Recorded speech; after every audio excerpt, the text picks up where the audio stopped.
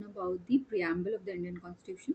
जो भी क्वेश्चंस इस टॉपिक से आएंगे, प्रियम्बल से अगर कोई भी क्वेश्चन आपके एग्जाम में आता है तो हम उस सारे क्वेश्चंस को आंसर कर पाएँ, हम इस तरह से इस टॉपिक को कवर करेंगे पूरा होलिस्टिकली। चाहे वो यूपीएससी का प्रीलिम्स हो या किसी भी स्टेट पीसीएस का प्रीलिम्स हो, you will be able to answer each and every question from this topic after watching this video. बहुत छोटा रखेंगे, सिर्फ एग्जाम स्पेसिफिक और जो एग्जाम में आपको हेल्प करे। तो सबसे इंपॉर्टेंट बात तो ये है कि आपको प्रियम्बल याद होना चाहिए, बहुत ज़रूरी चीज़ है, आपको याद होना चाहिए। आपको प्री में, मेंस में, हर जगह हेल्प करेगा। We the people of India having solemnly resolved to constitute India into a sovereign socialist democratic republic। ये जो शब्द हैं, ये शब्द आपको पता होने चाहिए कि किस ऑर्डर में है, ये भी पता होना चाहिए, किस तरह से लिखे गए हैं ये भी पता होना चाहिए। और जो ये रेड कलर से हाईलाइटेड वर्ड्स हैं, ये वर्ड्स को बाद में ऐड किया गया है, ये शुरुआत में नहीं थे। ठीक है, let me make it red so that it's more visible. Okay, हाँ, तो ये sovereign socialist secular democratic republic and secure to all its citizens justice. कौन सी justice? Social, economic, political liberty. क्या, किस चीज़ की liberty? Liberty of thought, expression, belief, faith and worship. Equality किस चीज़ की है? Equality of status and opportunity. And to promote among them all fraternity, assuring the dignity of the individual and the unity and integrity of the nation। ये phrase बाद में add किया गया। ठीक है, ये वर्ड पहले यूनिटी ऑफ द नेशन था, अब बाद में ये वर्ड इंटीग्रिटी भी ऐड कर दिया गया। ठीक है, in our constitution constituent assembly this 26 day of November 1949, very very important date. इस डेट पे ही हमारा कॉन्स्टिट्यूशन रेडी हो गया था और इस डेट पे हमने कॉन्स्टिट्यूशन को अडॉप्ट कर लिया था। तो very important date, adopt, enact and to give to ourselves this constitution. Okay, अब हम कुछ फैक्ट्स देख लेते हैं। पहली बात तो किसके बेसिस पे प्रियम्बल बना है? ऑब्जेक्टिव रेजोल्यूशन, जो कि पंडित जवाहरलाल नेहरू ने मूव किया था। जब हमने कॉन्स्टिट्यूएंट असेंबली की चीज़ें देखी थी तो उसमें हमने देखा था कि preamble form, objective resolution forms the basis of the preamble. कब पास किया गया था ये रेजोल्यूशन? 13 दिसंबर 1946 को, और 22 जनवरी 1947 को यूनानिमसली इसको वोट किया गया और हमारा ऑब्जेक्टिव रेजोल्यूशन पास हो गया और ये फाइनली बेस बना प्रियम्बल का।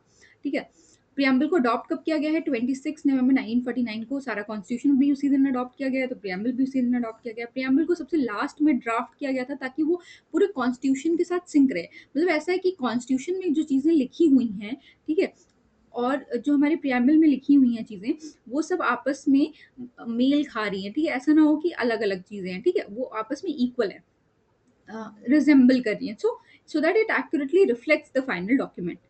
Okay, और when it came into force, it came into force on 26 January 1950 when almost all of the constitution came into force. Okay, so अब कुछ चीज़ें देख लेते हैं कि क्या सोर्स ऑफ अथॉरिटी क्या है प्रियम्बल में, मतलब कौन है अथॉरिटी, कौन है? तो अथॉरिटी हम हैं, we the people of India are the authority. ठीक है, और क्योंकि हम सॉवरेनिटी जो है it lies in the people, it vests in the people, तो we are the final authority, क्योंकि हम ही ने अपना संविधान बनाया, हमने अपने आप को ही दिया है। ठीक है, तो फाइनल अथॉरिटी कौन है? लोग है। Constitution is not a gift from any external body, king or parliament, but it is a self given। ठीक है, ये चीज आपको समझ में आ गई होगी कि source of authority is the people of India. Then date of adoption हम देख चुके हैं। टाइप क्या है हमारी स्टेट का, इंडियन स्टेट का टाइप क्या है? हम मोनार्की हैं, डेमोक्रेसी हैं, क्या है? तो वो यहाँ पे लिखा हुआ है, यहाँ पे बहुत अच्छे से डिस्क्राइब किया गया कि हम सॉवरेन हैं, हम सोशलिस्ट हैं, हम सेक्युलर हैं, हम डेमोक्रेटिक हैं और हम रिपब्लिक भी हैं। ठीक है, ये हम चीज़ देखेंगे, हर शब्द का मतलब क्या होता है, क्या क्या ऑब्जेक्टिव्स हैं हमारे कॉन्स्टिट्यूशन में। हमें जस्टिस चाहिए, लिबर्टी चाहिए, इक्वालिटी चाहिए और फ्रेटर्निटी चाहिए। ठीक है, इतनी सारी ऑब्जेक्टिव्स हैं। अब हम देखेंगे सब शब्दों का मतलब भी देखेंगे। तो सॉवरेन का मतलब क्या होता है? India is externally and internally free. इसका मतलब क्या हुआ कि इंटरनली भी कोई ऐसा नहीं कि कोई और अनकॉन्स्टिट्यूशनल या नॉन कॉन्स्टिट्यूशनल बॉडी हमें कंट्रोल करी है, और एक्सटर्नली मतलब कि बाहर से कोई देश, जैसे पहले हमें ब्रिटिशर्स कंट्रोल कर रहे थे, तो बाहर से अब हमें कोई कंट्रोल नहीं कर रहा है। Not a dependency colony of any other power can acquire sea territory free to conduct its own foreign policy. हम अपनी फॉरेन पॉलिसी, हम किस देश के साथ रास्ता बनाना चाहते हैं, नहीं बनाना चाहते हैं, कैसा बनाना चाहते हैं, ये सब हम खुद डिसाइड करेंगे। ठीक है, इंडियाज मेंबरशिप, तो अब इंडिया कॉमनवेल्थ का मेंबर तो है, जितनी भी कंट्रीज ब्रिटिश कॉलोनीज थी वो सब कॉमनवेल्थ का मेंबर है, लेकिन ये हमारी सॉवरेनिटी को इफेक्ट नहीं करता। ये एक फ्री एसोसिएशन है, हम चाहें तो उससे विड्रॉ कर सकते हैं, हमारी मर्जी है। ठीक है, इसलिए हम हैं, ऐसे तो हम यूएन का भी मेंबर है, हम मेंबर हैं बस। वो हमारी सॉवरेनिटी को, वो हमारे लिए डिसीजंस नहीं लेते। फिर सोशलिस्ट शब्द का मतलब क्या है? ये शब्द तो बाद में ऐड किया गया, पहले नहीं था कॉन्स्टिट्यूशन में। ये 42nd अमेंडमेंट एक्ट के 1976 के साथ ऐड किया गया।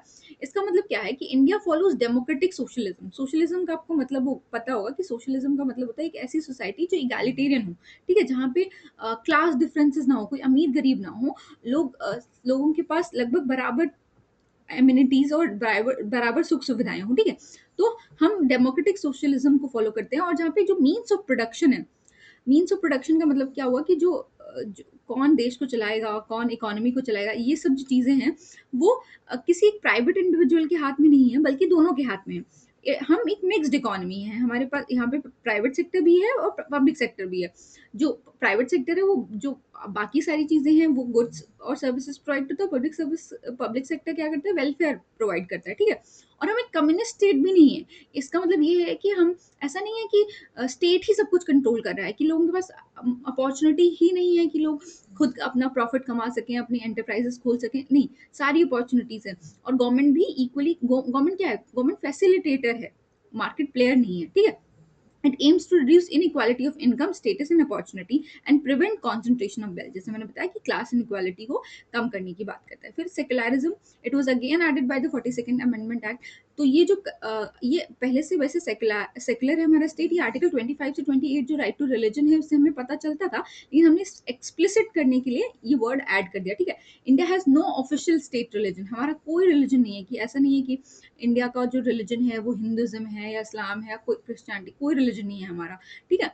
एंड स्टेट सारे रिलीजन को इक्वली ट्रीट करता है और प्रिंसिपल्ड डिस्टेंस को फॉलो करता है, यानी कि बराबर दूरी लगभग सबसे बना के रखेगा और सबको बराबर तरीके से ट्रीट करेगा। पॉजिटिव सेकुलरिज्म का कंसेप्ट है, जैसे फ्रांस है और या बहुत सारे वेस्टर्न स्टेट्स हैं, वहाँ पे नेगेटिव सेकुलरिज्म का मतलब स्टेट को कोई मतलब नहीं, कंप्लीट डिटैचमेंट है रिलीजन का और स्टेट का। लेकिन इंडिया में, क्योंकि इंडिया इतना रिलीजियस कंट्री है और रिलीजन एक इतना इंपॉर्टेंट एस्पेक्ट है लोगों की लाइफ का, तो हम कंप्लीट सेपरेशन नहीं कर सकते, इसलिए हमने क्या फॉलो किया है, इक्वली डिस्टेंस और इक्वली और प्रिंसिपल डिस्टेंस मॉडल को हमने फॉलो किया, ठीक है।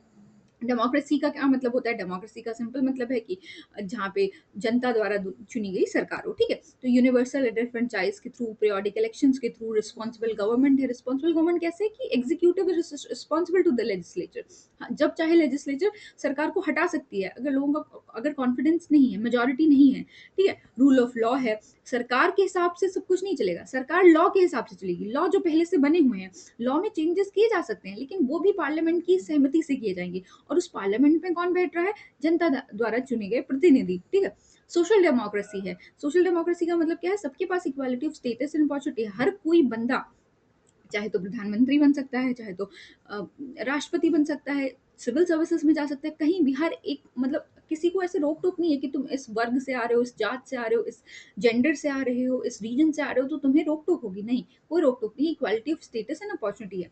रिपब्लिक क्या है, head of the state is elected. हमारे जो प्रेसिडेंट होते हैं उन्हें इनडायरेक्टली इलेक्ट किया जाता है, ठीक है, for a fix term.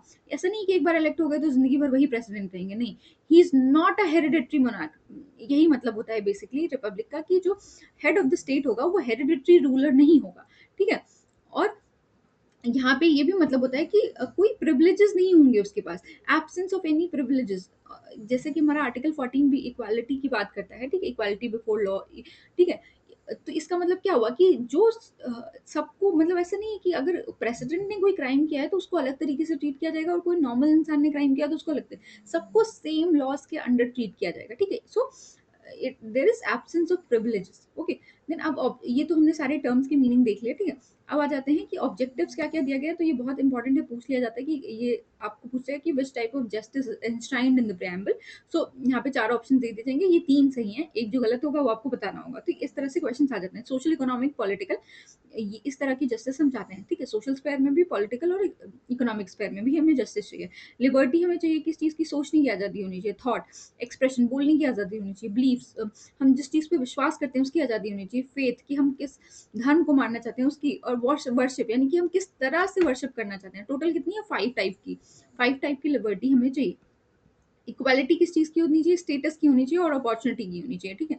Fraternity क्या है, फेटर्निटी में क्या क्या चीज़ें आ रही है, डिग्निटी, दो चीज़ें आ रही है, डिग्निटी ऑफ इंडिविजुअल, यानी कि हर कोई डिग्निफाइड लाइफ जिए, ऐसा नहीं है कि एनिमल एग्जिस्टेंस है, ठीक है, डिग्निफाइड लाइफ जी रहे हैं। और unity of integrity of nation को भी इंश्योर करना है, ठीक है, लोगों की डिग्निटी भी इंश्योर होनी चाहिए और जो भारत की प्रभुता है वो भी हम इंश्योर कर सकें, ठीक है। फिर क्या अमेंडमेंट्स किए गए, तो सबसे इम्पोर्टेंट जो अमेंडमेंट था प्रियम्बल में, इनफैक्ट एक ही अमेंडमेंट हुआ है, वो है 42nd अमेंडमेंट एक्ट 1976। वर्ड्स कौन कौन से ऐड किए गए, सोशलिस्ट, सेक्युलर एंड इंटीग्रिटी, ये वर्ड्स ऐड किए गए, ठीक है। और unity of the nation change हो गया, unity and integrity of the nation में फ्रेज पूरा ऐसे चेंज हो गया, ठीक है। और 42nd अमेंडमेंट एक्ट से किया गया था, एक ही अमेंडमेंट अभी तक हुआ है प्रियम्बल में, वेरी वेरी इंपॉर्टेंट, ठीक है। और जब ये वर्ड चेंज हुआ तो पहले क्या था, सॉवरेन डेमोक्रेटिक रिपब्लिक था, अब चेंज होके क्या हो गया, sovereign socialist secular democratic Republic हो गया, ठीक है। अब नेचर, कुछ नेचर देख लेते हैं हम कि क्या कॉन्स्टिट्यूशन का पार्ट है प्रियम्बल। तो इस पे बहुत बहस हुई थी, बहुत सारे केसेस चले। हाँ, अभी फिलहाल क्या स्टेटस है, कॉन्स्टिट्यूशन का पार्ट है, इंटीग्रल पार्ट है प्रियम्बल कॉन्स्टिट्यूशन का, ठीक है। ये कहाँ पे बताया गया, केशवानंद भारती केस में बताया गया, ठीक है। और पहले बेरूबारी जो केस था, बेरूबारी केस था 1960 में, उसमें कहा गया था कि प्रियम्बल पार्ट नहीं है। इसको, इस जजमेंट को ओवर रूल किया गया और बताया गया केशवानंद भारती केस में कि जो प्रियम्बल है वो कॉन्स्टिट्यूशन का पार्ट है, जस्टिसेबल है। जस्टिसेबल एनफोर्सेबल का मतलब क्या हुआ कि प्रियम्बल में कोई चीज अगर नहीं फॉलो हो पा रही है तो क्या आप कोर्ट जा सकते हैं, नहीं, नहीं जा सकते। It is not justiciable. जो भी मेंशंस हैं वो, जो राइट्स और duties mention in it can not be directly enforce in the court of law, ठीक है। Can it be amended, yes it can be amended, एक बार अमेंड भी किया जा सकता है अंडर आर्टिकल 368, इसको अमेंड किया जा सकता है, ठीक है। But parliament can not amend the basic structure. Basic structure क्या है, वो supreme court time to time बताती रहती है, बहुत सारी चीजों को बेसिक स्ट्रक्चर में ऑलरेडी इंक्लूड कर दिया गया। तो प्रियम्बल में जो ऐसे फीचर्स हैं जो बेसिक स्ट्रक्चर का पार्ट है, उसको आप अमेंड नहीं कर सकते हैं, ठीक है। बाकी पूरे प्रियम्बल को आप अमेंड कर सकते हैं।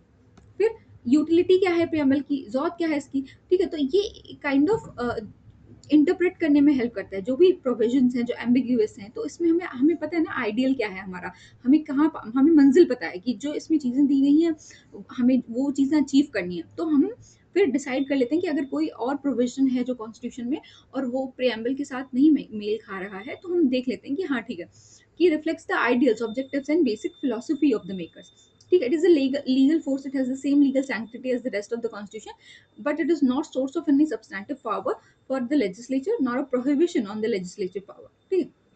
कुछ केसेस हुए थे, वो भी हम देखेंगे कि कौन कौन से केसेस हुए और किसकी क्या जजमेंट रही। सो जो सबसे पहला केस है वो बेरूबारी केस है। इसमें हम देख चुके हैं कि प्रियम्बल पार्ट नहीं था कॉन्स्टिट्यूशन में, ऐसा कहा गया इस केस में, ठीक है।